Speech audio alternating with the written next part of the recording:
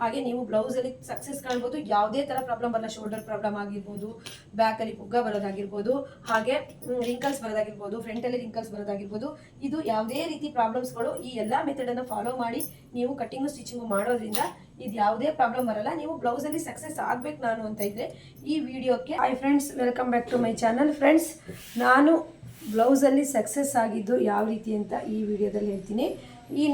ನಾನು ಏನೆಲ್ಲ ಫಾಲೋ ಮಾಡ್ತೀನಿ ಆ ಟಿಪ್ಸನ್ನು ಇವತ್ತು ಈ ವಿಡಿಯೋದಲ್ಲಿ ಹೇಳ್ತೀನಿ. ಈ ಟಿಪ್ಸ್ಗಳನ್ನು ನೀವು ಫಾಲೋ ಮಾಡಿದ್ರೆ ಬ್ಲೌಸಲ್ಲಿ ಏನೂ ತಪ್ಪು ಬರ್ದೇನೆ, ಫಾಲ್ಟ್ ಬರ್ದೇನೆ ನೀವು ಬ್ಲೌಸನ್ನು ಸ್ಟಿಚ್ ಮಾಡ್ಬೋದು. ಅದು ಯಾವೆಲ್ಲ ಟಿಪ್ಸು ಅಂತ ಹೇಳ್ಬಿಟ್ಟು ನಾನು ಹೇಳ್ತೀನಿ ನೋಡಿ. ಕಸ್ಟಮರು ಈ ಥರ ಒಂದು ಬ್ಲೌಸ್ ಪೀಸ್ ಕೊಟ್ಟರು ಅಂದಾಗ ನೀವು ಫಸ್ಟು ಏನು ಮಾಡಬೇಕು ಅಂತಂದರೆ, ಸಿಂಪಲ್ ಟಿಪ್ಸ್ ಇದು. ನೀವು ಒಂದು ಅಳತೆ ಬ್ಲೌಸನ್ನು ಈ ರೀತಿ ಕೊಟ್ಟಿರ್ತಾರೆ ಫ್ರೆಂಡ್ಸ್. ನಿಮಗೆ ಬ್ಲೌಸ್ ಸ್ಟಿಚ್ ಮಾಡೋಕ್ಕೆ ಕೊಟ್ಟರು ಅಂದರೆ ಅದು ದಪ್ಪ ಇರಲಿ ಸಣ್ಣ ಇರಲಿ ಹೇಗೆ ಇರಲಿ, ನೀವು ಫಸ್ಟು ಫಾಲೋ ಮಾಡಬೇಕಾಗಿ ಟಿಪ್ಸ್ ಏನು ಅಂತಂದರೆ, ನಾನು ತುಂಬ ಟಿಪ್ಸ್ಗಳನ್ನು ಹೇಳ್ತೀನಿ. ಫಸ್ಟು ನೀವು ಈ ಬ್ಲೌಸಿಗೆ ಈ ಪೀಸು ಅವರು ಕೊಟ್ಟಿರೋ ಎಲ್ಲರೂ ಲೈನಿಂಗೇ ಕೊಡೋದಿಲ್ಲ, ಕಿವ್ನಿ ಬ್ಲೌಸ್ ಪೀಸ್ ಇದ್ರೂ ಸಹ ಕೊಡ್ತಾರೆ. ನಾವು ಲೈನಿಂಗ್ ಕೊಟ್ಟಾಗ ನಾವೇ ತಂದಾಗ ನಾವು ಅವರಿಗೆ ಎಷ್ಟು ಬೇಕು, ದಪ್ಪ ಇದ್ದವ್ರು ಕೊಟ್ಟರೆ 1 ಮೀಟ್ರಿಗೂ ಜಾಸ್ತಿ ತರ್ತೀವಿ, ತೆಳು ಇದ್ದವ್ರಿಗೆ ಕೊಟ್ಟರೆ ನಮಗೆ 80 ಸೆಂಟಿಮೀಟ್ರ್ ಬೇಕೋ 90 ಸೆಂಟಿಮೀಟ್ರ್ ತರ್ತೀವಿ. ಆದರೆ ಅವರೇ ಕೊಟ್ಟಾಗ ನೀವು ಇಂಪಾರ್ಟೆಂಟಾಗಿ ನೀವೇನು ಮಾಡಬೇಕು ಅಂತಂದರೆ, ಫಸ್ಟು ಅವ್ರು ಕೊಟ್ಟಿರೋಂತಹ ಬಟ್ಟೆಗೆ ಅವ್ರ ಅಳತೆ ಬ್ಲೌಸ್ಗೂ ಕರೆಕ್ಟ್ ಆಗುತ್ತಾ ಅಂಥೇಳಿ ನೋಡ್ಕೊಬೇಕು. ಇಲ್ಲಿ ಫಸ್ಟು ನಾವು ಏನು ಮಾಡಬೇಕು ಅಂದರೆ, ಸಿಂಪಲ್ಲಾಗಿ ಏನು ಟೇಪಲ್ಲಿ ಏನು ಅಳತೆ ಮಾಡೋದು ಬೇಡ. ನೀವು ಸಿಂಪಲ್ಲಾಗಿ ಈ ರೀತಿ ಎಡ್ಜ್ ಇರುತ್ತಲ್ವ, ಬ್ಲೌಸಿನ ಎಡ್ಜ್ ಇರುತ್ತಲ್ವ, ಅಲ್ಲಿಗೆ ಸ್ಲೀವಿನ ತೋಳನ್ನು ಇಟ್ಬಿಟ್ಟು ಸ್ವಲ್ಪ ಜಾಸ್ತಿ ಬಿಟ್ಬಿಟ್ಟು ಈ ರೀತಿ ಮಾರ್ಕನ್ನು ಮಾಡ್ಕೊಬೇಕು. ಅಂದರೆ ಇದು ಸ್ಲೀವಿಗೆ ಇಷ್ಟು ಬಟ್ಟೆ ಬೇಕು ಅನ್ನೋದೊಂದು ಮಾರ್ಕು, ಸಿಂಪಲ್ಲಾಗಿ ಅಷ್ಟೇ. ಇದೇನು ಟೇಪ್ ತೊಗೊಂಡು ಅಳತೆ ಮಾಡಬೇಕಾಗಿಲ್ಲ. ನಂತರ ನೀವು ಈ ಬ್ಲೌಸ್ ಪೀಸ್ ಇರುತ್ತಲ್ವ, ಇದನ್ನು ಈ ಎಡ್ಜ್ ಅನ್ನೋದು ಈ ರೀತಿ ಬರಬೇಕು. ಇದು ಕರೆಕ್ಟಾಗಿ ಇಲ್ಲಿಗೆ ಸ್ಲೀವಿಗೆ ಬೇಕಲ್ವಾ ಇವರಿಗೆ.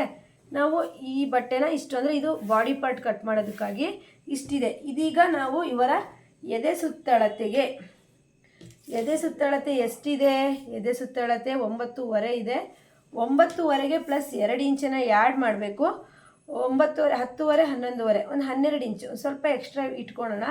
ಇಲ್ಲ 11.5ನೇ ಬೇಕು ಅಂದರೆ 11.5ಗೆ ನಾವು ನೋಡಿ 11.5ಗೆ ನಾವು ಫೋಲ್ಡಿಂಗ್ ಮಾಡಿ, ಇಲ್ಲಿ ನಿಮಗೆ ಸ್ಲೀವಿಗೆ ಬಟ್ಟೆ ಸಾಕಾಯಿತು ಅಂತೇಳಿ ಗೊತ್ತಾಯಿತು.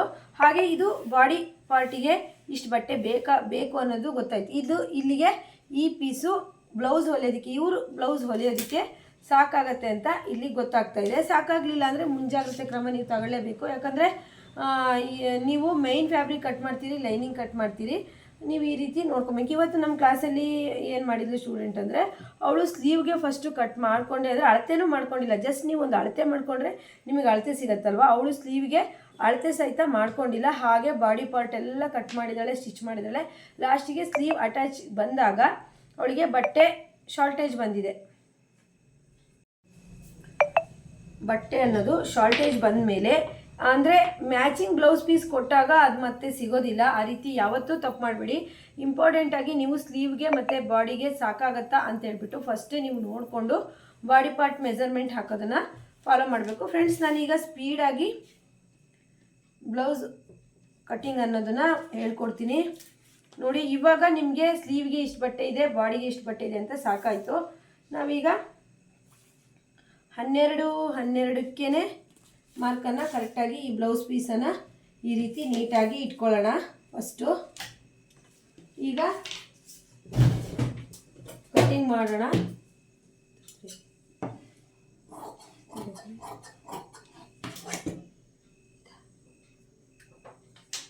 ಕೊಡ್ರಿ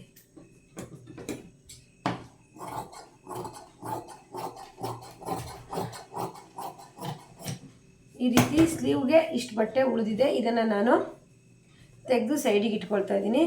ಇದೀಗ ನಾವು ಫ್ರಂಟು ಮತ್ತು ಬ್ಯಾಕನ್ನು ಕಟ್ಟಿಂಗ್ ಮಾಡ್ಕೊತಾ ಇದ್ದೀವಿ. ಫ್ರಂಟ್ ಪಾರ್ಟು ಹಾಗೆ ಬ್ಯಾಕ್ ಪಾರ್ಟು. ಈಗ ನೋಡಿ ಈ ರೀತಿ ಪೀಸು ಗೊತ್ತಾಗ್ತಿದೆ ಅಂತ ಹೇಳ್ತೀನಿ. ಈ ರೀತಿ ಬಾಡಿ ಮೆಜರ್ಮೆಂಟಿಗೆ ಕಟ್ ಮಾಡ್ಬೋದು. ನೀವು ಬ್ಯಾಕ್ ಬೇರೆ ಫ್ರಂಟ್ ಬೇರೆ ಎರಡೂ ಬೇರೆ ಬೇರೆ ಕಟ್ ಮಾಡ್ಬೋದು. ನಾನು ಕಲಿಯೋರಿಗೆ ತುಂಬ ಈಸಿ ಆಗಲಿ ಅಂತ ಹೇಳ್ಬಿಟ್ಟು ಬ್ಯಾಕು ಫ್ರಂಟು ಒಟ್ಟಿಗೆ ಇಟ್ಕೊಳ್ತೀನಿ. ಹಾಗೆ ಇದು ಕರೆಕ್ಟಾಗಿ ಬರುತ್ತೆ. ಯಾಕಂದರೆ ಈಗ ಬಿಗಿನರ್ಸ್ ಕಲಿತಾ ಇರೋರಿಗೆ ಬ್ಯಾಕು ಫ್ರಂಟು ಬೇರೆ ಬೇರೆ ಮಾಡಿದಾಗ ಶೋಲ್ಡರ್ ಅನ್ನೋದು ಡಿಫ್ರೆಂಟ್ ಮಾಡ್ಬೋದು ಅವರು. ಮತ್ತು ಕಂಕ್ಳು ಶೇಪ್ ಎಲ್ಲ ಬೇರೆ ಬೇರೆ ಥರ ಫ್ರಂಟಿಗೆ ಬ್ಯಾಕಿಗೆ ಹಾಕುವಾಗ ಚೇಂಜಸ್ ಮಾಡ್ಬೋದು. ಹಾಗಾಗಿ ನಾನು ಫ್ರಂಟು ಬ್ಯಾಕು ಒಟ್ಟೆ ಕಟ್ ಮಾಡಿ ಹೇಳ್ಕೊಡ್ತೀನಿ. ಈಗ ಯಾವ ರೀತಿ ಅಂತ ಹೇಳ್ಬಿಟ್ಟು ಹೇಳ್ತೀನಿ.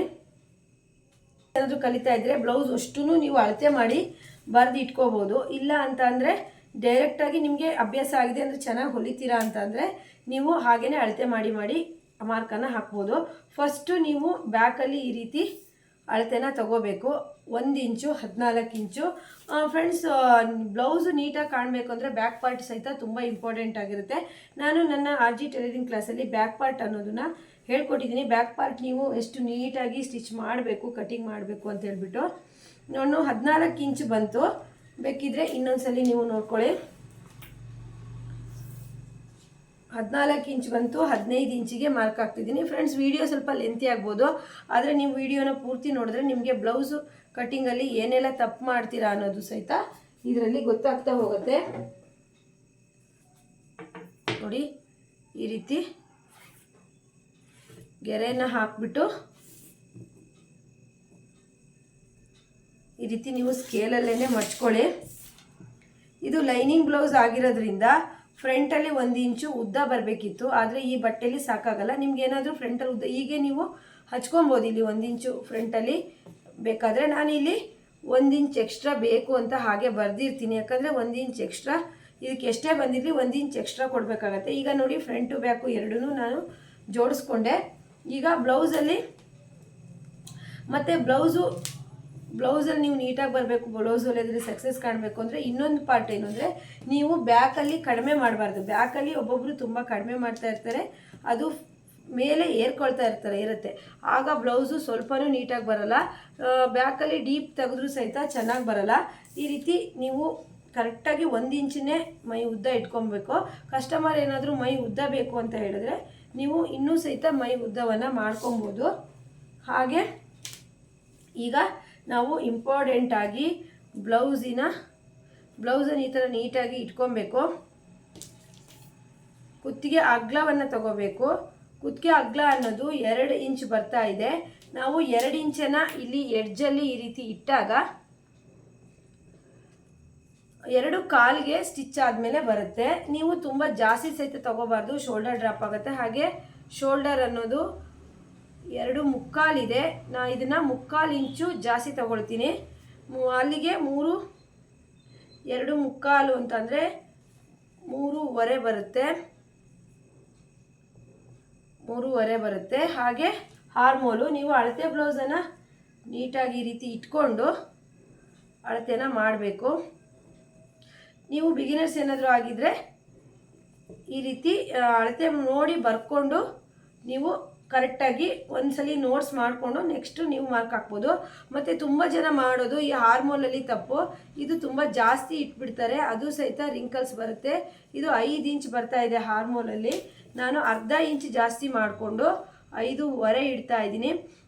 ಇದು ಸಹಿತ ಒಂದು ಟಿಪ್ಸು ಅನ್ಬೋದು. ಅಂದರೆ ನೀವು ಜಾಸ್ತಿ ಕಂಕ್ಳನ್ನು ತಗೊಂಡಾಗೂ ಸಹಿತ ಫಿಟ್ಟಿಂಗ್ ಅನ್ನೋದು ಕರೆಕ್ಟಾಗಿ ಬರಲ್ಲ. ಈ ಸೈಜಿಗೆ ಎಷ್ಟು ಬೇಕೋ ಅಷ್ಟು ಹಾರ್ಮೋಲನ್ನು ಅಥವಾ ಕಂಕ್ಳನ್ನು ತಗೋಬೇಕಾಗತ್ತೆ. ನೋಡಿ, ಈಗ ಮುಂಭಾಗದ ಡೀಪ್ ಅನ್ನೋದು ಇಟ್ಕೊಳ್ತೀವಿ. 6 ಇಂಚ್ ಬಂದಿದೆ, 6.25. ಮುಂಭಾಗದ ಡೀಪನ್ನು ಈ ಎಡ್ಜಲ್ಲಿ ಇಡಬೇಕು. 6 ಇಂಚ್ ಬಂದಿದೆ ರೆಡಿ, 6.25ಗೆ ಇಟ್ಕೋಬೇಕು. ಇಲ್ಲಿ ಬೇಕಿದ್ರೆ ನೀವು 2 ಕಾಲಿಗೆ ಸಹಿತ ಮಾಡ್ಕೋಬೋದು, ಏನು ತಪ್ಪಾಗಲ್ಲ. ಇಲ್ಲಿ ಕುತ್ತಿಗೆ ಅಗಲವನ್ನು ಇಡಲಿ ಮಾತ್ರ ನೀವು ಅಲ್ಲಿ ಜಾಸ್ತಿ ಮಾಡ್ಕೊಬಾರ್ದು. ಮತ್ತು ಫ್ರೆಂಡ್ಸ್, ಇನ್ನೊಂದು ಟಿಪ್ಸ್ ಏನು ಅಂದರೆ ಫ್ರಂಟಲ್ಲಿ ಹೀಗೆ ಮಾರ್ಕ್ ಹಾಕ್ಬಿಡ್ತಾರೆ. ಇದು ಯಾವತ್ತೂ ಈ ತಪ್ಪನ್ನು ಮಾಡಿಬಿಡಿ, ನೀಟಾಗಿ ಕೂರೋದಿಲ್ಲ.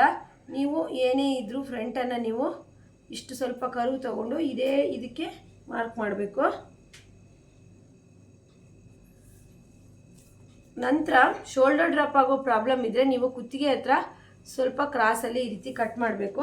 ನಂತರ ನೀವು ಹಾರ್ಮೋಲ್ ಶೇಪ್ ಹಾಕೋದು 1 ಇಂಚಿಗೆ ಮತ್ತು ಟೇಪನ್ನು ಈ ರೀತಿ ಮಡಚಿಬಿಟ್ಟು ಇಲ್ಲಿ ಅರ್ಧಕ್ಕೆ, ಹಾಗೆ ಇಲ್ಲಿಂದ 2.25 ಈ 3 ಡಾಟ್ಸನ್ನು ಈ ರೀತಿ ಸೇರಿಸ್ಬೇಕು. ನಂತರ 3/4 ಇಂಚಿಗೆ ಇನ್ನೊಂದು ಮಾರ್ಕು. ಅದನ್ನು ನೀವು ಸ್ವಲ್ಪ ಈ ರೀತಿ ಒಳಗೆ ಒಂದು 1/4 ಇಂಚ್ ಒಳಗೆ ತಗೊಂಡು ಈ ರೀತಿ ಸೇರಿಸಿ. ಈಗ ಕುತ್ತಿಗೆ ಅಗಲ ಆಯಿತು, ಶೋಲ್ಡರ್ ಆಯಿತು, ಹಾರ್ಮೋಲ್ ಆಯಿತು. ಈಗ ಬೆಲ್ಟ್ ಪಟ್ಟಿ ನೋಡಿ. ಈಗ ಬೆಲ್ಟ್ ಪಟ್ಟಿ ಅನ್ನೋದು ಹೇಗೆ ತೊಗೋಬೇಕು ಅಂತಂದರೆ, ನೀವು ತುಂಬ ಈಸಿಯಾಗಿ ಅಂದರೆ ಇಲ್ಲಿ ಫ್ರಂಟಲ್ಲಿ 1 ಇಂಚ್ ಉದ್ದ ಇರಬೇಕು. ಬೆಲ್ಟ್ ಪಟ್ಟಿ ಕರೆಕ್ಟಾಗಿ ಬರುತ್ತೆ. ಕರೆಕ್ಟ್ ಮಾತ್ರ ಮಾಡ್ಕೊಂಬಿಡಿ. ಸಾದಾ ಬ್ಲೌಸ್ಗೆ ಕರೆಕ್ಟಾಗಿ ಬರುತ್ತೆ. ಇಲ್ಲಿ ಫ್ರಂಟಲ್ಲಿ 1 ಇಂಚ್ ಉದ್ದ ಬೇಕು. ನಾನು ಸ್ಟಿಚ್ ಮಾಡೋಕ್ಕಿಂತ ಮೊದಲು ಅಟ್ಯಾಚ್ ಮಾಡ್ಕೊಳ್ತೀನಿ. ಬ್ಯಾಕಿಗಿಂತ ಫ್ರಂಟಲ್ಲಿ 1 ಇಂಚ್ ಇಡಬೇಕು. ನೀವು ಎಷ್ಟೇ ಇಡಿ, 15 ಇಡಿ ಬ್ಯಾಕು, ಪ್ಲಸ್ 1 ಇಂಚು ಫ್ರಂಟಲ್ಲಿ ಉದ್ದ ಮಾಡ್ಕೊಳ್ಳಿ. ನೋಡಿ, ಬೆಲ್ಟ್ ಪಟ್ಟಿ ತುಂಬ ಈಸಿಯಾಗಿ ಇದರಲ್ಲಿ ಹೇಳ್ಕೊಟ್ಟಿದ್ದೀನಿ.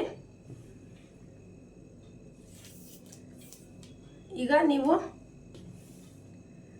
ನೋಡಿ, ಈ ಇರುತ್ತಲ್ವ ಈ ರೀತಿ ಶೋಲ್ಡರ್ ತುದಿ ಇಲ್ಲಿ ಇಟ್ಕೋಬೇಕು. 11 ಇಂಚ್ ಬರ್ತಾ ಇದೆ, ಅದಕ್ಕೆ ನಾವು 1 ಇಂಚ್ ಆ್ಯಡ್ ಮಾಡಬೇಕು. ಹಾಗೆ ನಿಪ್ಪಲ್ ಪಾಯಿಂಟ್ ಅನ್ನೋದು 11.5 ಬರ್ತಾ ಇದೆ. ಈಗ ಇದಕ್ಕೆ ನಾವು ಬ್ರೆಸ್ಟ್ ಪಾಯಿಂಟ್ ಅಂತೀವಿ, ಇದಕ್ಕೆ ನಿಪ್ಪಲ್ ಪಾಯಿಂಟ್ ಅಂತೀವಿ, ಇದಕ್ಕೆ ಕಂಕ್ಳು ಪಾಯಿಂಟ್ ಅಂತೀವಿ. ಬ್ರೆಸ್ಟ್ ಪಾಯಿಂಟ್ಗಿಂತ ನಿಪ್ಪಲ್ ಪಾಯಿಂಟು 1 ಇಂಚ್ ಅಂದರೆ ಅರ್ಧ ಇಂಚ್ ಜಾಸ್ತಿ ಇರುತ್ತೆ. 10.5 ಬಂದಿದೆ. ಅದನ್ನು ನಾವು ನೋಡಿ 11.5ಗೆ ಮಾರ್ಕ್ ಮಾಡಬೇಕು. ಇಲ್ಲಿ ನಿಪ್ಪಲ್ ಪಾಯಿಂಟ್ ಅನ್ನೋದು 11.5 ಬಂದಿದೆ, 12.5ಗೆ ಮಾರ್ಕ್ ಮಾಡಬೇಕು. ಹಾಗೆ ಇದನ್ನು ನಾವು ಕಂಕ್ಳು ಪಾಯಿಂಟ್ ಅಂತ ಸಹ ಹೇಳ್ತೀವಿ. 6.5 ಬಂದಿದೆ. ಇಲ್ಲಿ ಹಾರ್ಮೋಲ್ ಶೇಪ್ ಹಾಕಿರ್ತೀವಲ್ಲ, ಇಲ್ಲಿಂದ 6.5ಗೆ ಒಂದು ಮಾರ್ಕನ್ನು ಹಾಕಬೇಕು. ಈಗ ಆರಾಮಾಗಿ ನೀವು ಬೆಲ್ಟ್ ಪಟ್ಟಿ ಶೇಪ್ ಅನ್ನೋದನ್ನು ಹಾಕ್ಬೋದು. ಅದು ನೆನಪಿಂದ ನೀವು ಫ್ರಂಟಲ್ಲಿ 1 ಇಂಚು ಜಾಸ್ತಿ ಇರಬೇಕು. ಫ್ರೆಂಡ್ಸ್, ಬ್ಲೌಸಲ್ಲಿ ನೀವು ಕುತ್ತಿಗೆ ಅಗಲವನ್ನು ನೀಟಾಗಿ ತೆಗಿಯೋದಾಗಿರ್ಬೋದು, ಶೋಲ್ಡರನ್ನು ಈ ರೀತಿ ಚೆನ್ನಾಗಿ ಇಡೋದಾಗಿರ್ಬೋದು, ಹಾಗೆ ಹಾರ್ಮೋಲ್ ಶೇಪ್ ಹಾಕೋದಾಗಿರ್ಬೋದು. ನೀವು ಬ್ಲೌಸು ನೀವು ಚೆನ್ನಾಗಿ ಹೊಲಿದು ಜಾಸ್ತಿ ದುಡ್ಡನ್ನು ಮಾಡಬೇಕು ಅಂತ ಇದ್ದರೆ ಈ ಟಿಪ್ಸ್. ಮತ್ತು ಬೆಲ್ಟ್ ಪಟ್ಟಿ ಬ್ಯಾಕಿಗಿಂತ ಫ್ರಂಟು ಉದ್ದ ಬಂದರೆ ಟೆನ್ಷನ್ ಮಾಡ್ಕೊಳ್ತಾರೆ. ಬ್ಯಾಕಿಗಿಂತ ಫ್ರಂಟು ಹೊಲಿದಾದ್ರ ಮೇಲೆ ಉದ್ದ ಬಂದರೆ ಯಾವುದೇ ರೀತಿ ಟೆನ್ಷನ್ ಮಾಡ್ಕೋಬೇಡಿ, ಯಾಕಂದರೆ ಅದು ನೀಟಾಗಿ ಕೂರುತ್ತೆ. ನಾನು ಈ ಬ್ಲೌಸಲ್ಲೇ ತೋರಿಸ್ತೀನಿ ನೋಡಿ. ಇಷ್ಟು ಬ್ಯಾಕಿಗಿಂತ ಇಷ್ಟು ಉದ್ದ ಇದೆ. ಈ ಥರ ಬಂದಾಗ ಬ್ಯಾಕಲ್ಲಿ ನೀಟಾಗಿ ಕೂರುತ್ತೆ. ಅದೇ ನೀವು ಬ್ಯಾಕಿಗಿಂತ ಫ್ರಂಟ್ ಇಷ್ಟು ಹೀಗಿದ್ದರೆ ಬ್ಯಾಕಲ್ಲಿ ನೀಟಾಗಿ ಕೂರೋದಿಲ್ಲ. ಹಾಗಾಗಿ ನಾನು ಬ್ಯಾಕಿಗಿಂತ ಫ್ರಂಟ್ ಈ ರೀತಿ ಉದ್ದ ಬಂದರೆ ಯಾವುದೇ ಥರ ಟೆನ್ಷನ್ ಮಾಡ್ಕೊಂಬಿಡಿ, ಅದು ಕರೆಕ್ಟಾಗಿ ಕೂರುತ್ತೆ ಕಪ್ಸ್ ಜಾಗದಲ್ಲಿ. ಈಗ ನೋಡಿ, ಬೆಲ್ಟ್ ಪಟ್ಟಿ ನೀವು ಕರೆಕ್ಟಾಗಿ ಇಟ್ಕೊಬೇಕು. ಹಾಗೆ ಹಾರ್ಮೋಲ್ ಇದೀಗ ನಾವು ಹಾಕಿರೋದಕ್ಕೆ 5.5 ಹಾರ್ಮೋಲು ಕರೆಕ್ಟ್ ಇದೆಯಾ ಅಂತ ಹೇಳಿ ಚೆಕ್ ಮಾಡಬೇಕು. ಅದಕ್ಕೆ ನೀವು ಎದೆ ಸುತ್ತಳತೆ ಇರುತ್ತಲ್ವ, ಉಲ್ಟಾ ಮಾಡಿ ತಗೋಬೇಕು. ಇವರ ಎದೆ ಸುತ್ತಳತೆ 9.5ಗೆ ಇಲ್ಲಿ ಉಕ್ಸ್ ಪಟ್ಟಿ ಮಾರ್ಜಿನ್ ಅಂತೇಳಿ ಒಂದು ಅರ್ಧ ಇಂಚನ್ನು ಬಿಡಬೇಕಾಗತ್ತೆ. ಇಲ್ಲಿಂದ ನೀವು 9.5ನ ತಗೋಬೇಕಾಗತ್ತೆ. ಅರ್ಧ ಇಂಚನ್ನು ಬಿಟ್ಬಿಟ್ಟು 9.5. ಈಗ ಹಾರ್ಮೋಲಲ್ಲಿ ಕರೆಕ್ಟಾಗಿ ಈ ಎಡ್ಜಿಂದ 8 ಇಂಚು ಅದನ್ನು ನಾವು ಇಲ್ಲಿ ಚೆಕ್ ಮಾಡಬೇಕು. 8 ಇಂಚ್ ಇದೆಯಾ ಅಂತ. 8 ಇಂಚ್ ಕರೆಕ್ಟಾಗಿ ಬಂದಿದೆ. ಸ್ವಲ್ಪ ಈ ಕಡೆ ಬಂದಿದೆ, ಇಲ್ಲಿ ಒಂದು ಟಕ್ಸ್ ಬರುತ್ತಲ್ವ, ಅವಾಗ ಕರೆಕ್ಟ್ ಆಗುತ್ತೆ. ಇವರಿಗೆ ಹಾರ್ಮೋಲ್ ಅನ್ನೋದು 5.5 ಕರೆಕ್ಟ್ ಆಗುತ್ತೆ. ಇದು 9.5, 4ನೇ 9.5 ಎದೆ ಸುತ್ತಳತೆಯ ಬ್ಲೌಸು. ಪೂರ್ತಿ ಸುತ್ತಳತೆ ಬಂದ್ಬಿಟ್ಟು ಇವ್ರಿಗೆ ಎಷ್ಟು ಬರುತ್ತೆ ಅಂತಂದರೆ 16.5, ಅದಕ್ಕೆ 37 ಸೈಜ್ ಬರುತ್ತೆ. 37 ಸೈಜಿನ ಎದೆ ಸುತ್ತಳತೆ ಅಳತೆ ಬ್ಲೌಸು. ನಾನೀಗ ಕಟ್ಟಿಂಗ್ ಅನ್ನೋದನ್ನು ಮಾಡ್ತೀನಿ. ಫಸ್ಟು ನೀವು ಈ ಬೆಲ್ಟ್ ಪಟ್ಟಿನ ತಕ್ಕೊಬಿಡಿ. ನಂತರ ನೀವು ಬ್ಲೌಸು ಚೆನ್ನಾಗಿ ಬರಬೇಕು ಅಂದರೆ ಈ ರೀತಿ ಕೈಯನ್ನು ನೀಟಾಗಿ ತೀರಿಸ್ಬಿಟ್ಟು ಈ ರೀತಿ ರೌಂಡಾಗಿ ಕಟ್ ಮಾಡಬೇಕು. ಆಗ ನೀಟಾಗಿ ಶೇಪ್ ಅನ್ನೋದು ಬರುತ್ತೆ, ಬ್ಲೌಸ್ ಅನ್ನೋದು ನೀಟಾಗಿ ಕೂರುತ್ತೆ. ನೀವು ಹೇಗಾತಾಗೆ ಕಟ್ ಮಾಡಿದ್ರೆ ಬ್ಲೌಸಲ್ಲಿ ನೀವು ಸಕ್ಸಸ್ ಕಾಣೋದಕ್ಕೆ ಸಾಧ್ಯ ಇಲ್ಲ. ನೋಡಿ, ನಾನು ಇಲ್ಲಿ ಸ್ವಲ್ಪ ತೆಗೆದೆ, ಯಾಕಂದರೆ ಕೆಲವೊಬ್ಬರಿಗೆ ಶೋಲ್ಡರ್ ಡ್ರಾಪ್ ಆಗೋ ಪ್ರಾಬ್ಲಮ್ ಇರುತ್ತೆ. ಆಗ ಈ ಪ್ರಾಬ್ಲಮ್ಗೆ ಸರಿಯಾಗತ್ತೆ. ನೋಡಿ, ಇಲ್ಲೊಂದು ಸ್ವಲ್ಪ ಒಳಗಡೆ ಬರಬೇಕು. ಸ್ವಲ್ಪ ಕರು ಅನ್ನೋದು ಇಲ್ಲಿ ಒಳಗಡೆ ತಂದಾಗ ಇಲ್ಲಿ ಕುಪ್ಪೆ ಬರಲ್ಲ, ಫ್ರಂಟಲ್ಲಿ ಕುಪ್ಪೆ ಬರಲ್ಲ, ನೀಟಾಗಿ ಬ್ಲೌಸ್ ಅನ್ನೋದು ಕೂರುತ್ತೆ. ನಾನಿವತ್ತು ಹೇಳ್ತಾ ಇರೋದು ನೀವು ಬ್ಲೌಸಲ್ಲಿ ಸಕ್ಸಸ್ ಆಗಬೇಕು ಅಂದರೆ ಏನೆಲ್ಲ ಟಿಪ್ಸನ್ನು ಫಾಲೋ ಮಾಡಬೇಕು. ತುಂಬ ಜನ ಈ ರೀತಿ ಟಿಪ್ಸನ್ನು ಫಾಲೋ ಮಾಡ್ತಾ ಇರಲ್ಲ, ಒಟ್ಟು ಹೇಗಾತ ಕಟ್ ಮಾಡಿ ಸ್ಟಿಚ್ ಮಾಡಿರ್ತಾರೆ, ಅದು ಸರಿ ಆಗಲ್ಲ ಕಸ್ಟಮರಿಗೆ. ಈಗ ಬ್ಯಾಕ್ ಪಾರ್ಟಿಂದು ವಿಡಿಯೋ, ಫ್ರಂಟ್ ಪಾರ್ಟಿನ ವಿಡಿಯೋ ಎಲ್ಲ ನಮ್ಮ RG ಟೈಲರಿಂಗ್ ಕ್ಲಾಸಲ್ಲಿ ಇದೆ ಫ್ರೆಂಡ್ಸ್. ನಿಮಗೆ ಆ ವಿಡಿಯೋ ನೋಡಿದ್ರೆ ಇನ್ನೂ ಅರ್ಥ ಆಗ್ಬೋದು. ನಾನು ನೋಡಿ ಬ್ಯಾಕಲ್ಲಿ ಎಷ್ಟು ಡೀಪ್ ಇದೆ ಅಂತ ಹೇಳ್ಬಿಟ್ಟು ಒಂದ್ಸಲಿ ಬ್ಲೌಸಲ್ಲೂ ಚೆಕ್ ಮಾಡಿದೆ. 8 ಇಂಚಿದೆ. ಈ ರೀತಿ ಫ್ರಂಟಿಂದ 8 ಇಂಚು ಪ್ಲಸ್ ಅರ್ಧ ಇಂಚು ಎಕ್ಸ್ಟ್ರಾ ಇಟ್ಕೊಬೇಕು, ಯಾಕಂದರೆ ಶೋಲ್ಡರ್ ಅಟ್ಯಾಚ್ ಮಾಡಿದಾಗ ಕರೆಕ್ಟಾಗಿ ಬರುತ್ತೆ. ನೋಡಿ ಇಲ್ಲಿ ಮೇಲೆ ಇಲ್ಲಿ 2 ಇತ್ತು, ಇಲ್ಲಿ 2.5 ಇಟ್ಕೋಬೇಕು, ಯಾಕಂದರೆ ಸ್ವಲ್ಪ ದಪ್ಪ ಇರೋರಿಗೆ ಬ್ಯಾಕಲ್ಲಿ ನೀಟಾಗಿ ಕೂರುತ್ತೆ. ನೀವು ಸ್ಕೇಲಲ್ಲಿ ಈ ರೀತಿ ಮಾರ್ಕ್ ಮಾಡಿ. ಈಗ ಇವರು ಯಾವುದೇ ಥರ ಶೇಪ್ ಬೇಡ, ರೌಂಡ್ ಶೇಪನ್ನೇ ಹಾಕಿ ಅಂತ ಹೇಳಿದ್ದಾರೆ. ಈ ರೀತಿ ರೌಂಡ್ ಶೇಪ್, ಯಾಕಂದರೆ ನಾವಿಲ್ಲಿ 2.5 ತಗೊಂಡಿದ್ದೀವಿ, ಅದ್ರ ಒಳಗಡೆನೆ ನೀವು ಹಾಕ್ಬೋದು. ಅಕಸ್ಮಾತ್ ನೀವು ಮೇಲೂ ಇಲ್ಲೂ 2 ತಗೊಂಡು ಇಲ್ಲೂ 2 ತಗೊಂಡ್ರೆ ಈ ಬಾಕ್ಸಿಂದ ಹೊರಗೆ ಈ ರೌಂಡ್ ಶೇಪ್ ಅನ್ನೋದು ಬರಬೇಕು. ನೋಡಿ ಈಗ ಕಟ್ ಮಾಡೋಣ. ಪ್ರೀತು ಈ ನೋಡಿ ಬ್ಯಾಕಲ್ಲಿ ಶೇಪನ್ನು ಹಾಕಿದ್ದೀವಿ. ಶೇಪ್ ಹಾಕೋದು ಮುಖ್ಯ ಅಷ್ಟೇ ಆಗಿರೋದಿಲ್ಲ, ಅದನ್ನು ಕಟ್ ಮಾಡೋದು ಸಹಿತ ಅಷ್ಟೇ ನೀಟಾಗಿ ನೀವು ಕೈಯನ್ನು ಈ ರೀತಿ ತಿರ್ಸ್ಬಿಟ್ಟು ಯಾವುದೇ ಶೇಪ್ ಕೊಟ್ರೂ ನೀಟಾಗಿ ಈ ರೀತಿ ಕಟ್ ಮಾಡಬೇಕಾಗತ್ತೆ. ನಾವು ಈ ರೀತಿ ನೋಡಿದಾಗೂ ಸಹಿತ ಶೇಪ್ ಅನ್ನೋದು ಚೆನ್ನಾಗಿ ಬರಬೇಕು. ಇದು ಬ್ಯಾಕಲ್ಲಿ ಜಾಸ್ತಿ ಡೀಪ್ ಏನಿಲ್ಲ, ಬ್ಯಾಕಲ್ಲಿ ಜಾಸ್ತಿ ಡೀಪ್ ಬಂದಿರೋದು ಯಾವುದಾದ್ರೂ ಬ್ಲೌಸನ್ನು ಕಟ್ ಮಾಡಿ ತೋರಿಸ್ತೀನಿ. ಬ್ಯಾಕಲ್ಲಿ ನಮಗೆ ನೀಟಾಗಿ ಕಾಣಬೇಕು ಅಂದರೆ ಈ ರೀತಿ ರೌಂಡ್ ಶೇಪ್ ಅನ್ನೋದು ಕರೆಕ್ಟಾಗಿ ಬರುತ್ತೆ. ನೀವು ರೌಂಡ್ ಶೇಪ್ ಎಷ್ಟು ನೀಟಾಗಿ ತೆಗಿತೀರೋ ಮತ್ತು ಸ್ಟಿಚಿಂಗಲ್ಲೂ ಅಷ್ಟೇ ಕರುವಲ್ಲಿ ನೀವು ಹೇಗೆ ತಿರ್ಸ್ತೀರೋ ಅಷ್ಟು ನೀಟಾಗಿ ಬ್ಲೌಸ್ ಅನ್ನೋದು ಬಂದಿರುತ್ತೆ. ಆಗ ಇದು ಸಹಿತ ಬ್ಲೌಸು ತುಂಬ ನೀಟಾಗಿ ಬರೋದಕ್ಕೆ ಒಂದು ಟಿಪ್ಸ್ ಅಂತಲೇ ಹೇಳ್ಬೋದು. ನೀವು ಈ ರೀತಿ ಬ್ಲೌಸನ್ನು ಸ್ಟಿಚ್ ಮಾಡಿ ತುಂಬ ಚೆನ್ನಾಗಿ ಬರುತ್ತೆ. ಕಟ್ಟಿಂಗ್ ಈಗ ನಾನು ಸ್ಲೀವ್ ಕಟ್ಟಿಂಗನ್ನು ಹೇಳ್ಕೊಡ್ತೀನಿ. ನೋಡಿ ಸ್ಲೀವನ್ನು ನಾನು ಮೈನ್ ಬಟ್ಟೆಲೇ ಕಟ್ ಮಾಡ್ತೀನಿ. ಇದರ ಮೈನ್ ಬಟ್ಟೆ ಬಂದ್ಬಿಟ್ಟು ಇದಾಗಿದೆ.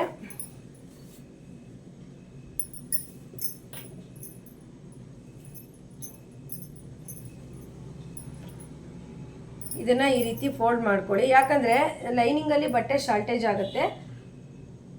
ಹಾಗಾಗಿ ನಾನು ಸ್ಲೀವಲ್ಲಿ ಈ ರೀತಿ ಮಡ್ಚ್ಕೊಳ್ತೀನಿ. ಬ್ಲೌಸು ತುಂಬ ನೀಟಾಗಿ ಫಿಟ್ಟಿಂಗಾಗಿ ಕೂರಬೇಕು ಅಂದರೆ ತೋಳು ಸಹಿತ ಇಂಪಾರ್ಟೆಂಟ್ ಆಗಿರುತ್ತೆ. ಕೆಲವರು ತೋಳು ಕಟ್ಟಿಂಗನ್ನು ತುಂಬ ರಾಂಗ್ ಆಗಿ ಮಾಡ್ತಾರೆ. ಆ ರೀತಿ ಮಾಡೋದ್ರಿಂದ ಸಹಿತ ನಿಮ್ಮ ಬ್ಲೌಸ್ ಅನ್ನೋದು ಹಾಳಾಗುತ್ತೆ. ನೀವು ತೋಳು ಕಟ್ಟಿಂಗ್ ಅನ್ನೋದು ಕರೆಕ್ಟಾಗಿ ಮಾಡಿದಾಗ ಶೋಲ್ಡರಿಗೆ ಕರೆಕ್ಟಾಗಿ ಕೂರುತ್ತೆ. ನೋಡಿ ಈ ರೀತಿ ನಾನು 4 ಲೇಯರ್ ಆಗಿ ಸ್ಲೀವನ್ನು ಮಡಚಿ ಇಟ್ಕೊಂಡಿದ್ದೀನಿ. ನೋಡಿ ಈಗ ನಾವು ಸ್ಲೀವ್ ಮಾತ್ರ ಹಾಕೋದು. ಇಲ್ಲಿ ಸ್ಲೀವ್ ಉದ್ದನ ನೋಡ್ಕೊಳ್ಳೋಣ. ಸ್ಲೀವ್ ಉದ್ದ ಬಂದುಬಿಟ್ಟು 10 ಇಂಚು, ಅದಕ್ಕೆ 1 ಇಂಚ್ ಆ್ಯಡ್ ಮಾಡಬೇಕು ಲೈನಿಂಗ್ ಬ್ಲೌಸಿಗೆ. ಸಾದಾ ಬ್ಲೌಸಿಗಾದರೆ ನೀವು 2 ಇಂಚನ್ನು ಆ್ಯಡ್ ಮಾಡಿ. ಈಗ ಇದನ್ನು ಈ ರೀತಿ ಗೆರೆಯನ್ನು ಹಾಕೊಳ್ಳಿ. ನಂತರ ಇಂಪಾರ್ಟೆಂಟಾಗಿ ಈ ಟಿಪ್ಸನ್ನು ಯಾರೂ ಹೇಳ್ಕೊಟ್ಟಿರೋಲ್ಲ. ಏನು ಅಂದರೆ ನೀವು ಸ್ಲೀವನ್ನು ಈ ರೀತಿ ಉಲ್ಟಾ ಇಟ್ಕೊಂಡು ಈ ರೀತಿ ನೋಡ್ಕೊಬೇಕು. ಇದು 10 ಇದೆ ಅಲ್ವಾ, 10 ಇದೆಯಾ ಅಂತ ಚೆಕ್ ಮಾಡಬೇಕು. 10ಗಿಂತ ಜಾಸ್ತಿ ಇದೆ ಅಥವಾ 10ಗಿಂತ ಕಡಿಮೆ ಇದ್ದರೆ ನೀವು ಬಟ್ಟೆ ಅಟ್ಯಾಚ್ ಮಾಡಿಕೊಂಡು ಸ್ಲೀವನ್ನು ಕಟ್ ಮಾಡಬೇಕು. ಆ ವಿಡಿಯೋ ಸಹಿತ ನಮ್ಮ RG ಟೈಲರಿಂಗ್ ಕ್ಲಾಸಲ್ಲಿ ಇದೆ. ಸಿಕ್ಕಲಿಲ್ಲ ಅಂದರೆ ಕಮೆಂಟ್ ಮಾಡಿ, ನಾನು ಲಿಂಕನ್ನು ಹಾಕಿರ್ತೀನಿ.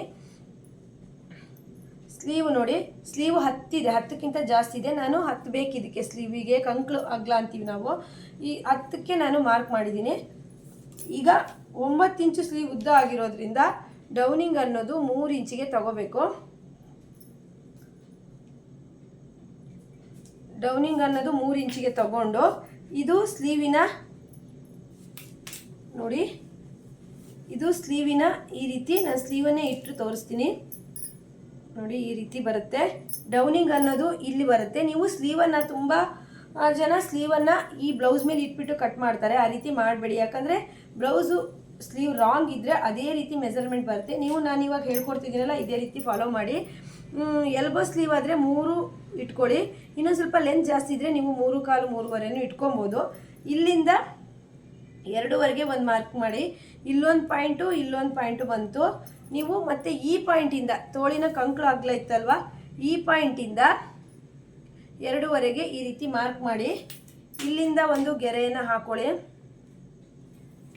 ನೀವು ಈ ರೀತಿ ಮೆಥಡಾಗಿ ನೀವು ಸ್ಲೀವನ್ನು ಕಟ್ ಮಾಡಿದಾಗ ಸ್ಲೀವ್ ಅನ್ನೋದು ಕರೆಕ್ಟಾಗಿ ಬರುತ್ತೆ ನೋಡಿ. ಈಗ ಇದು ತೋಳಿನ ಅಗಲ ಅಂದರೆ ಈ ಬ್ಲೌಸಲ್ಲಿ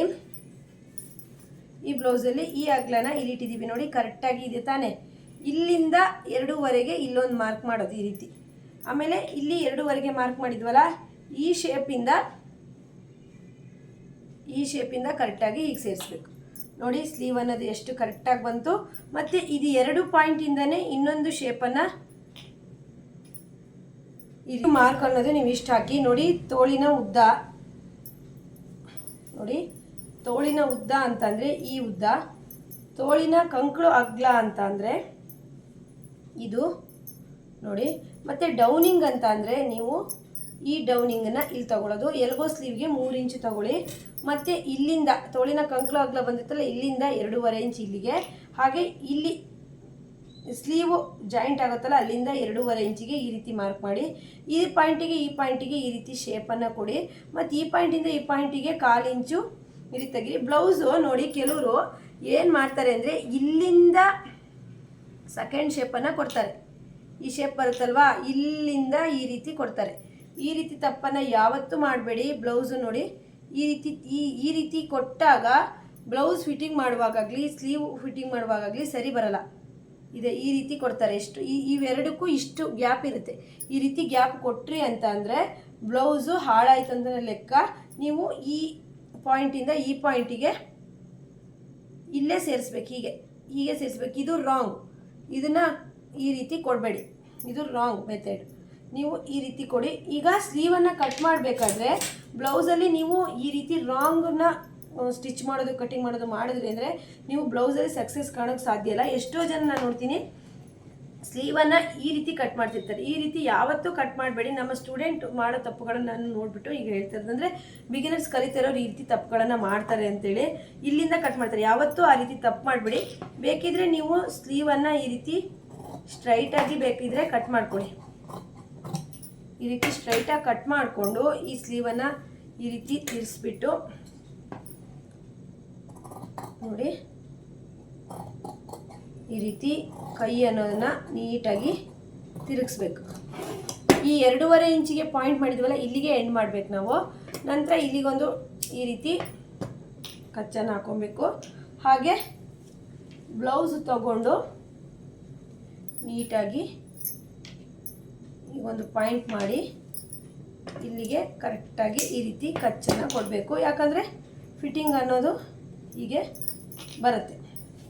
ಸ್ಲೀವ್ ಫಿಟ್ಟಿಂಗ್ ಅನ್ನೋದು ಈ ರೀತಿ ಬರುತ್ತೆ ನೋಡಿ. ನಾನು ಅಂದಾಜಿಗೆ ಹಾಕ್ತೆ, ಆದರೂ ಸಹಿತ ಕರೆಕ್ಟಾಗಿ ಬಂದಿದೆ. ಫಿಟ್ಟಿಂಗ್ ಮಾಡೋ ಟೈಮಲ್ಲಿ ನೀವು ಸ್ವಲ್ಪ ಇದನ್ನು ಈ ರೀತಿ ಒಳಗಡೆ ಈಗ ಬಂದು ಈಗ ಫಿಟ್ಟಿಂಗ್ ಮಾಡಿ, ಆಗ ಎಲ್ಬೋ ಸ್ಲೀವ್ಗೆ ಕರೆಕ್ಟಾಗಿ ಬರುತ್ತೆ. ನಾನು ಸ್ಲೀವ್ ಕಟ್ಟಿಂಗನ್ನೇ ಒಂದು ವಿಡಿಯೋ ಮಾಡಿ ಹಾಕಿದ್ದೀನಿ, ಅದರಲ್ಲೂ ಸಹಿತ ಈ ರೀತಿ ಮೆಥಡನ್ನು ಅದಕ್ಕಿಂತ ಚೆನ್ನಾಗಿ ಇದರಲ್ಲಿ ನಾನು ಹೇಳ್ಕೊಟ್ಟಿದ್ದೀನಿ ನೋಡಿ. ಈ ಕಚ್ಚು ಹಾಕಿದ್ರಲ್ಲ, ಇಲ್ಲಿಂದನೇ ಈ ಶೇಪನ್ನು ತೆಗಿಬೇಕು. ಈ 2.5 ಪಾಯಿಂಟ್ ಮಾಡಿದ್ರಲ್ಲ, ಇಲ್ಲಿಗೆ ಎಂಡ್ ಮಾಡಬೇಕು. ಈ ರೀತಿ ಬಂದಾಗ ಮಾತ್ರ ನೀವು ಸೈಡ್ ಫಿಟ್ಟಿಂಗ್ ಮಾಡುವಾಗ ಆರಾಮಾಗಿ ಫಿಟ್ಟಿಂಗ್ ಮಾಡ್ಬೋದು. ಈ 1/4 ಇಂಚ್ ಲೆಂತ್ ಅನ್ನೋದು ಏನಾದರೂ ನೀವು ಇಲ್ಲಿ ಕಟ್ ಮಾಡಿದ್ರಿ ಅಂದರೆ ಸೈಡ್ ಫಿಟ್ಟಿಂಗ್ ಟೈಮಲ್ಲಿ ತುಂಬ ಪ್ರಾಬ್ಲಮ್ ಆಗುತ್ತೆ. ಆಗ ನೀವು ಬ್ಲೌಸು ತುಂಬ ರಿಸ್ಕಾಗಿ ಬಿಚ್ಚಿ ಹೊಲಿದು ಮಾಡಬೇಕಾಗತ್ತೆ. ನೋಡಿ, ಇಲ್ಲಿ ಈ 1/4 ಇಂಚ್ ಬೇಕಾದರೆ ಹೀಗೆ ತೋರಿಸ್ತೀನಿ ನಾನು ಶೇಪ್ ಯಾವ ರೀತಿ ಬಂದಿದೆ ಅಂತ ನೋಡಿ. ಈ ರೀತಿ ಸ್ಲೀವ್ ಕಟ್ಟಿಂಗ್ ಮಾಡಿದ್ದೇ ಆದರೆ ಬ್ಲೌಸು ನೀಟಾಗಿ ಕೂರುತ್ತೆ. ಹಾಗೆ ನೀವು ಬ್ಲೌಸಲ್ಲಿ ಸಕ್ಸಸ್ ಕಾಣ್ಬೋದು. ಯಾವುದೇ ಥರ ಪ್ರಾಬ್ಲಮ್ ಬರಲ್ಲ. ಶೋಲ್ಡರ್ ಪ್ರಾಬ್ಲಮ್ ಆಗಿರ್ಬೋದು, ಬ್ಯಾಕಲ್ಲಿ ಪುಗ್ಗ ಬರೋದಾಗಿರ್ಬೋದು, ಹಾಗೆ ರಿಂಕಲ್ಸ್ ಬರೋದಾಗಿರ್ಬೋದು, ಫ್ರಂಟಲ್ಲಿ ರಿಂಕಲ್ಸ್ ಬರೋದಾಗಿರ್ಬೋದು.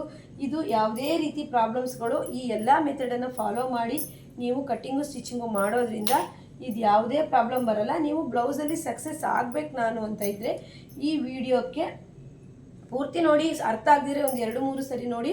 ಹಾಗೆ ಈ ವಿಡಿಯೋಕ್ಕೊಂದು ಲೈಕ್ ಕೊಡಿ ಫ್ರೆಂಡ್ಸ್, ಯಾಕಂದರೆ ತುಂಬ ವ್ಯೂವರ್ಸ್ ಕೇಳಿರೋ ಅಂಥ ಕ್ವಶನಿಗೆ ನಾನು ಈ ವಿಡಿಯೋದಲ್ಲಿ ಆನ್ಸರ್ ಮಾಡಿದ್ದೀನಿ.